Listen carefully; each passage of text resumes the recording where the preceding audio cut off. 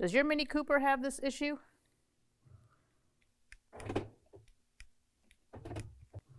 Doesn't always unlock, does it? Well, we're going to talk about it later on. I'm going to tell you what's happening. The first problem we're going to talk about on this Mini Cooper, this first generation, is the electro-hydraulic power assist steering system.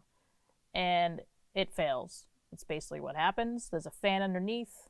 Stuff gets in the fan. It makes it so it can't cool anything off. And it's a recall. If your first generation Mini Cooper is a manual, you might get something that says engine only starts when it's not in gear.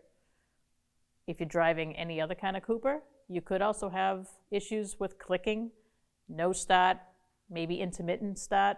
The problem is in your starter, the starter solenoid. So before you jump right to the starter, I want you to check your voltage first, follow the wires down, make sure your connections aren't loose at the starter, and then eventually you can diagnose exactly what's going on. If you have a vehicle and it's having some problems, or maybe you already have a Mini Cooper and you need some parts, we sell them at 1A Auto. So problem number 3 is the door lock. We're getting back to it from the beginning. It's intermittent. Why is it intermittent? Probably because of moisture in the morning. It's not all the time, and it mostly happens in the morning. So that tells me dew.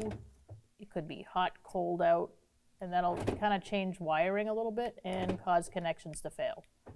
So if you're having that problem, you want to look into that, and also the door actuators. While we're at it, let's talk about these windows.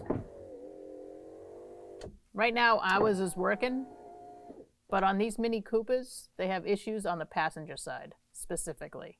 So if this window starts getting all haywire and doesn't work all the time, you want to travel down the wiring system and make sure your grounds are good, make sure your wiring is connected correctly, and then worst case, you're going to have to replace the motor. Finally, here we are at problem number 5. The clutch wears out prematurely. It happens because it's a compact car. They don't leave enough room for clearing out. So the throwout bearing gets stuck, ends up keeping that clutch engaged, and then you end up wearing it out too soon.